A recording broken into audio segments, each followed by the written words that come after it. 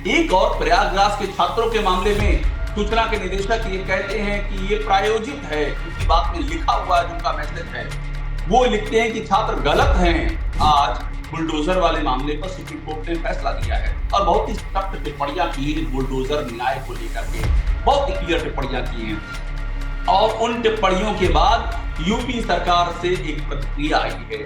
प्रतिक्रिया इन पन्नों में है, मेरे हाथ में है, जजमेंट का पन्ना भी मेरे हाथ में है। और योगी सरकार इस रिएक्शन में कहती है, कहीं समझे यूपी का वही सूचना विभाग जिसके मुखिया शिशिर सिंह हैं, वो ये बात कहता है कि योगी सरकार यानी यूपी सरकार तो इसमें पार्टी ही नहीं थी। ये अखबारों में छपवाया जाता है कि योगी सरकार पार्टी नहीं थी। क्या ये कहना सही है योगी सरकार का, यूपी सरकार का, कि इस बुलडोजर के मामले में दिल्ली पार्टी थी, यूपी सरकार पार्टी नहीं थी? अनूप, और मैंने सुप्रीम कोर्ट की वेबसाइट से जा करके ये जो सुओ मोटो वाला है उसका डिटेल निकाला।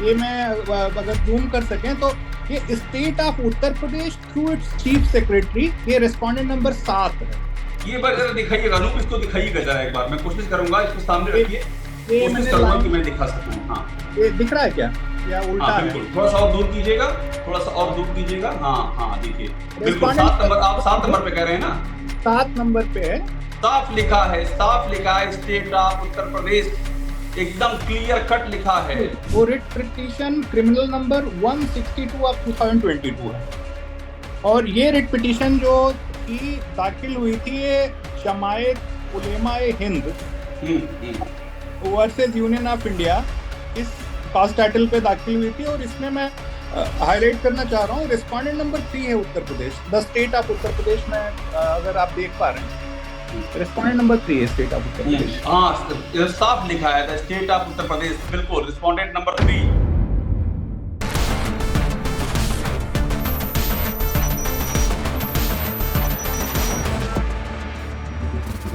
नमस्कार, मैं हूं अभिषेक उपाध्याय, आप देख रहे हैं टॉप सीक्रेट। और आपको मैं उस समय, उस दौर में जब प्रयागराज में पीसीएस आरओ एआरओ छात्रों का आंदोलन अपने चरम पर है, उनका संघर्ष सड़कों पर दिख रहा है, उस समय की एक बड़ी खबर मेरे पास है। और ये जो कागज मेरे हाथ में है, इन कागजों में वो बड़ी खबर छिपी हुई है। और ये खबर है यूपी के सूचना विभाग से जुड़ी हुई, वो सूचना विभाग जो कह रहा था कि इन छात्रों का ये जो आंदोलन है उसके बारे में प्रायोजित होने, छात्र जो हैं वो सही बातें नहीं कर रहे हैं, छात्र समझ नहीं रहे हैं, छात्र गलत कर रहे हैं, इस तरह की तमाम सारी बातें यूपी के सूचना निदेशक ने पत्रकारों के ग्रुप में ऑफिशियली सर्कुलेट की। और वो भी तब सर्कुलेट की जबकि सरकार इस कोशिश में है कि बातचीत हो जाए।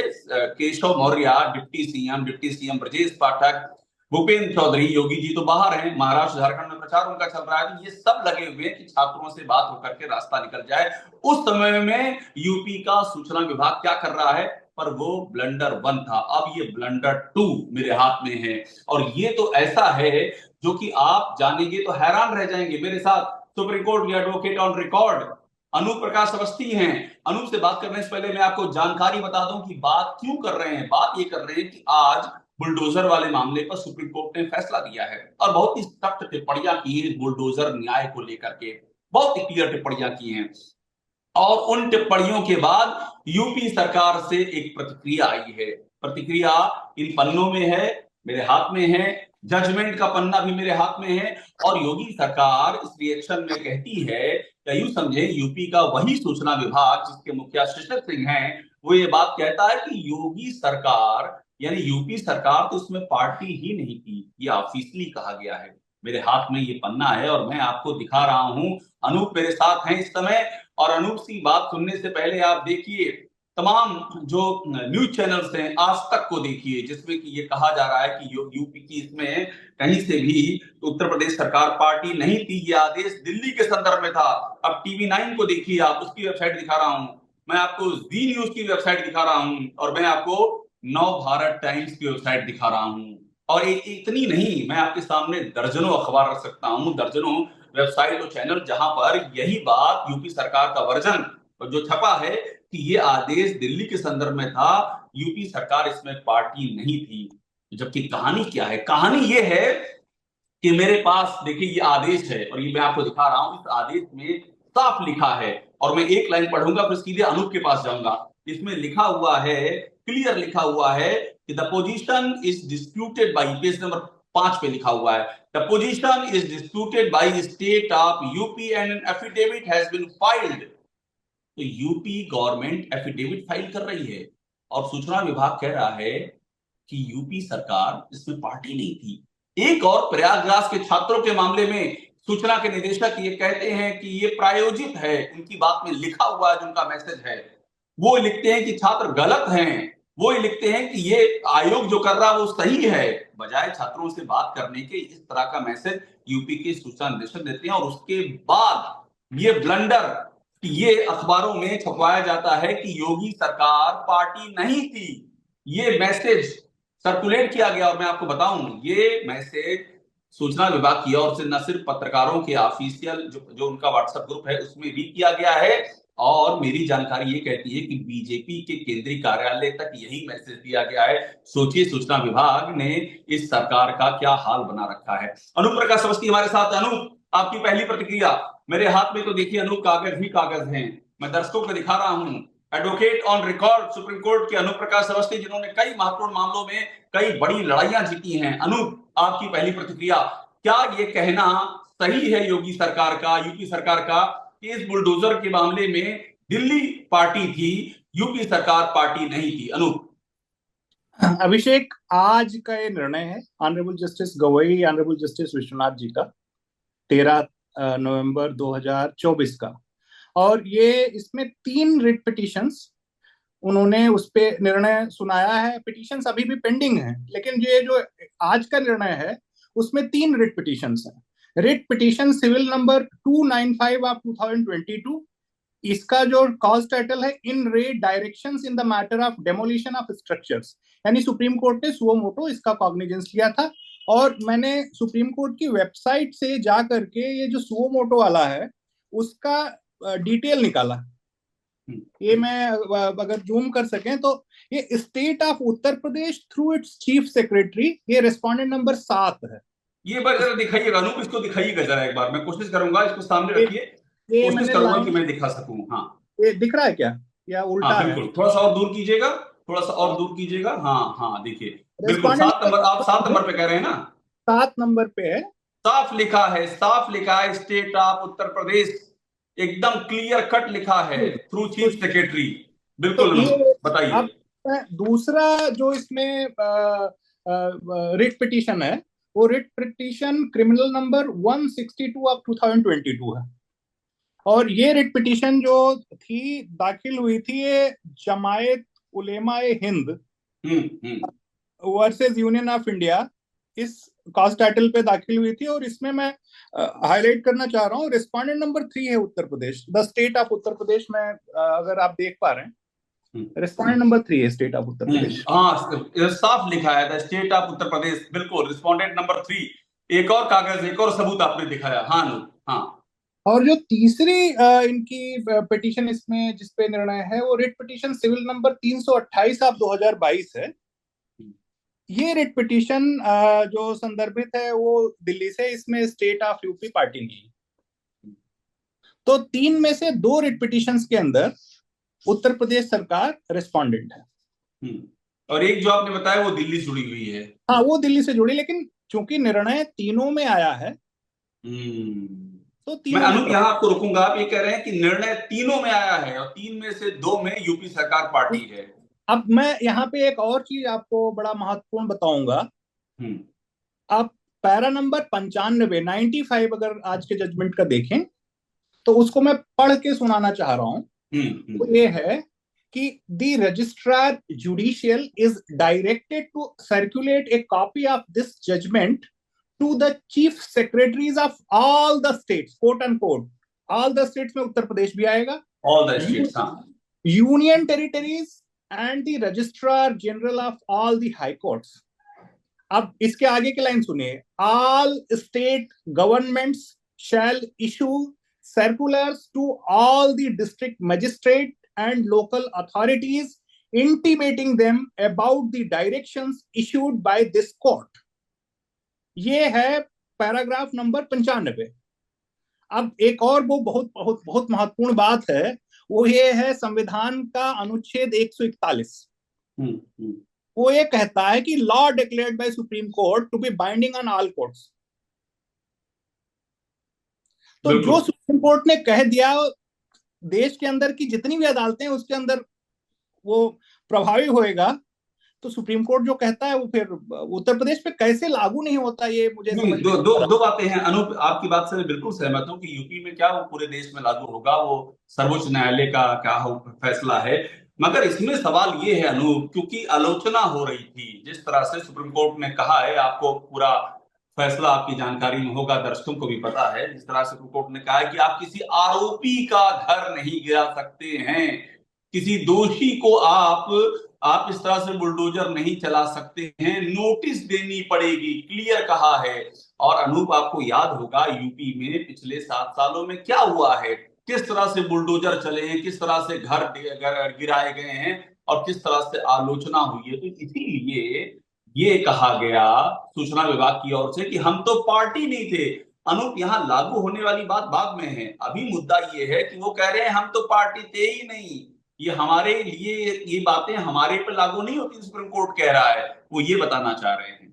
ये तो तथ्यात्मक रूप से बिल्कुल ठीक बात नहीं है। मैंने सुप्रीम कोर्ट की वेबसाइट के अंदर जाके जो भी 3 रिट पिटिशंस जिसपे आदेश पारित हुआ है, पिटिशन तो पेंडिंग है कर, उसको पढ़ा है। और उसके बाद मैं आपको तथ्य बता रहा हूँ कि एक में उत्तर प्रदेश पार्टी नंबर 7 है, और जमायते उलेमा हिंद वाली जो रिट पिटिशन है उसमें पार्टी नंबर 2 है, रेस्पोंडेंट नंबर 2। तो पार्टी तो है, वो पार्टी है। अब मुझे अनूप एक बात बताइए, ये तो आपने एकदम क्लियर कर दिया, मुझे एक बात आप बताइए जो उसे आप समझ नहीं। देखिए लीगल मामला हो गया, हम आपसे बात कर रहे थे इसके पहले, मैंने आपसे बात की थी, जो चूंकि आप इलाहाबाद विश्वविद्यालय के छात्र भी रहे हैं अनूप, मैंने आपसे बात इसके पहले की थी, जो ये हजारों छात्र 20,000 से ज्यादा प्रयागराज में लोक सेवक के सामने बैठे हुए हैं, और वहां भी अनूप यही हुआ था जो कि आपने और स्पष्ट किया था कि संविधान पीठ ने ये साफ कह दिया है कि आप जब विज्ञापन हो जाता है किसी सेवा का, उस विज्ञापन हो जाने के बाद आप नियम नहीं बदल सकते हैं। तो यहां पर तो बदल दिया गया, यहां तो नॉर्मलाइजेशन लागू कर दिया गया विज्ञापन होने के बाद। और उसके बाद ये होता है अनूप कि बाकायदा जो पत्रकारों का ग्रुप है उसमें यही सूचना विभाग ये बातें उसमें लिखता है कि इसमें तो ये जो आंदोलन चल रहा है इसमें प्रायोजित होने की बातें, छात्र गलत बात कह रहे हैं और नॉर्मलाइजेशन सही है। आपकी समझ, कानूनी समझ और राजनीतिक समझ अनूप दोनों क्या कहती है, क्या ऐसे मौके पर छात्रों के साथ में ये बर्ताव ठीक है? आप सहानुभूति के साथ में उनकी बातें सुन सकते हैं, अपनी बातें उनसे डिस्कस कर सकते हैं, उनको बुला करके बात कर सकते हैं, लेकिन आप ये कैसे कह सकते हैं कि ये प्रायोजित है, और वो भी इतने जिम्मेदार पद पर बैठा हुआ व्यक्ति, और उसके तुरंत बाद ये बुलडोजर के मामले में वही विभाग ये कह देता है कि हम पार्टी नहीं थे। ये हो क्या रहा है अनूप यूपी में? अभिषेक, आपने 2 बात पूछी है, एक तो कानूनी समझ की बात, तो बड़े सीधी सी बात है, अगर नियम तय कर दिए गए हैं उसके बाद रिक्रूटमेंट शुरू हो रहा है, तो जब तक रिक्रूटमेंट की वो प्रक्रिया पूरी नहीं हो जाती बीच में नियम परिवर्तित नहीं किया जा सकते। ये कानूनी क्लियर है, ये एकदम क्लियर है, इसमें कोई डाउट नहीं है, इसमें कोई डाउट नहीं। ये मेरी कानूनी समझ है। जहां तक आपने राजनीतिक समझ की बात मेरी पूछी, तो मुझे लगता है सबसे समझदार राजनीतिज्ञ वो होगा जो संवाद करे। बहुत पते की बात आप कह रहे हैं, सबसे समझदार राजनीतिज्ञ वो होगा जो कि संवाद करे। मतलब संवाद से बड़ी नींद दूसरी नहीं है, वो भी लोकतंत्र में। अब किसी भी व्यवस्था में अगर आप लॉगर हेड्स पे हैं, आप एक दूसरे से लड़ रहे हैं, तो समझौते का पहला स्टेप क्या होता है? समझौते का पहला स्टेप तो आमने सामने बैठना ही होगा। फिर आधे घंटे चुप रहेंगे, फिर कोई एक बात निकलेगी, आप अपनी बात रखेंगे, वो अपनी बात हो सकता है कुछ थोड़ा चीख चिल्लाहट हो, बट अल्टीमेटली अगर समझौता होना है तो होगा तो बातचीत के जरिए ही। अच्छा, मुझे एक बात और बताइए अनूप, जो हजारों विद्यार्थी प्रतियोगी वहां प्रदर्शन कर रहे हैं, कानून क्या कहता है उनको? अब उसमें से अरेस्ट भी शुरू हो गया है, उसमें कहा जा रहा है कि इसमें कुछ लोग ऐसे घुस गए हैं जो अराजक हैं, उनको गिरफ्तार किया जा रहा है, कई गिरफ्तारियां हो चुकी हैं। क्या कानून, संविधान शांतिपूर्ण तरीके से प्रदर्शन का अधिकार देता है, संख्या ज्यादा है उन उन छात्रों की, क्या वो अपनी जायज मांगों के लिए इस संविधान के दायरे में प्रदर्शन नहीं कर सकते? शांतिपूर्ण तरीके से प्रदर्शन करना हमारे संविधान के अंतर्गत पूरी तरीके से परमिटेड है, कोई भी कर सकता है। जहां तक रही अराजकता की बात, तो जैसे राज, अराज, अराजक, अराजकता, तो जहां भी राज्य का जो क्रियातंत्र है उसमें त्रुटि होती है, अराजकता तो होती है वहां पे। अराजकता राज्य का के मतलब क्रियातंत्र में जहां त्रुटि होगी वहां अराजकता होगी। एकदम अराजकता होती साहित्यिक है। परिभाषा दे रहे हैं आप अराजकता की। तो अराजक क्या है? राज्य राज्य की तरीके से काम नहीं कर पा रहा है, ये तो अराजकता है। राज्य क्या है? राज्य हम ही तो है राज्य। राज्य कोई अलग से आने वाली व्यवस्था थोड़े है। हमारे द्वारा हमको एक विधान के अंतर्गत जीवन चलाने के लिए जो व्यवस्था की गई है वही तो राज्य है। बिल्कुल। एक जियोग्राफिकल एरिया, एक पॉपुलेशन, एक व्यवस्था, वही राज्य हो गया। अनूप, आपको आपको एक नहीं अनेक प्रतियोगी सुन रहे हैं। इसके पहले भी आपने जो बात कही थी वो बहुत सुनी गई थी, बहुत अप्रिशिएट की गई थी। आप मुझे बताइए कि इन प्रतियोगियों की कानूनी स्थिति कितनी मजबूत है? आपको जानकारी है सारे मामले की? संविधान पीठ की जानकारी है, जो जो संविधान पीठ ने बात कही है, भर्ती के नियम किस तरह बदले गए, आपको भी जानकारी? इनकी कानूनी स्थिति कितनी मजबूत है? अनूप, आप सुप्रीम कोर्ट में वकालत करते हैं, आप एडवोकेट ऑन रिकॉर्ड हैं, आप बताइए क्या लगता है आपको? अभिषेक, यदि कानून का सहारा लेना पड़े छात्र को तो राज्य के लिए दुर्भाग्यपूर्ण स्थिति है। मेरा मानना है कि कोई भी पिटीशन कोर्ट के सामने नहीं आनी चाहिए। राज्य को आगे बढ़ करके जो व्यवस्था है उसको एक ही दिन में एग्जामिनेशन कराने की वो कर लेना चाहिए। जेन्युइन ग्रीवेंस है, उसको सेटल करना बिल्कुल। चाहिए। अगर वो बिल्कुल। मजबूर कर रहे हैं छात्रों को कोर्ट ऑफ लॉ के सामने जाने के, तो मुझे लगता है राज्य की कमी है, छात्रों की बिल्कुल, नहीं। लेकिन आप देखिए अनूप, अब तो चीजें बदल गई हैं। जस्टिस एचआर खन्ना को आपातकाल के समय में एक अल्पमत वाला उन्होंने अपनी राय दी थी, लेकिन वो इतिहास हो गई। उन्होंने ये कहा कि आप जीने की स्वतंत्रता के अधिकार को खारिज नहीं कर सकते। आर्टिकल 21 उन्होंने कहा। उनके ही भतीजे इस समय सुप्रीम कोर्ट के चीफ जस्टिस हैं। ये जस्टिस एचआर खन्ना ने कहा। उन्हें इसकी कीमत भी चुकानी पड़ी, वो चीफ जस्टिस नहीं बन पाए, लेकिन उन्होंने ये बात रखी कि अगर किसी को कोई समस्या है तो कोर्ट में जाने का उसका जो अधिकार है उसको आप खारिज नहीं कर सकते। ये बात उन्होंने कही थी। तो अगर नहीं सुनवाई हुई अनूप, तो प्रतियोगी जाएंगे ना हाई कोर्ट और सुप्रीम कोर्ट के सामने। तो कितनी मजबूत उनकी कानूनी स्थिति है, ये बताइए। अब जहां तक आपने सुप्रीम कोर्ट के ऑनरेबल चीफ जस्टिस के बारे में बात की, मैं एक छोटी सी बात कहूंगा। इसको कहते हैं पोएटिक जस्टिस। पोएटिक जस्टिस, हाँ बिल्कुल।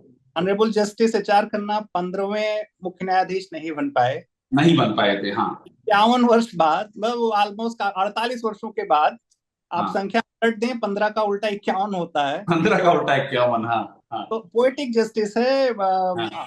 ऑनरेबल जस्टिस संजीव खन्ना जी भारत के मुख्य न्यायाधीश बने हैं हाँ। और अच्छा पल है। दूसरी चीज है एडीएम जबलपुर का जो निर्णय हम्म। था बनाम जिसमें शिवाकांत शुक्ला, अनूप यही था ना? एडीएम जबलपुर बनाम शिवाकांत शुक्ला। अब वो एडीएम जबलपुर के नाम से ही फेमस है। मुझे एग्जैक्टली तो हम्म। उसके वो नहीं याद आ रहा है, तो शायद हम्म। शुक्ला ही था। तो यही अब था, वो, हाँ यही था। अब हिम्मत होनी चाहिए सच को सच कहने की।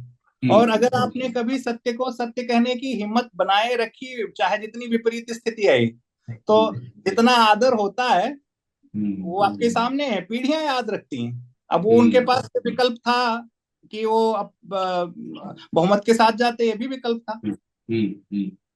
लेकिन जो हुआ वो आपके सामने है, और सबसे अच्छा वो डिसेंटिंग निर्णय था जो बिल्कुल बिल्कुल ठीक कह रहे हैं। बिल्कुल सभी ठीक है। लोगों तो आखिर में के। अनूप, आखिरी मेरा आपसे आखिरी सवाल है, मुझे बताइए जो छात्र आपको सुन रहे हैं उनके बारे में बताइए, उनकी कानूनी स्थिति कितनी मजबूत है इस मामले में, पर्टिकुलर बीसीएस आरओ एआरओ के मामले में? आखिरी सवाल।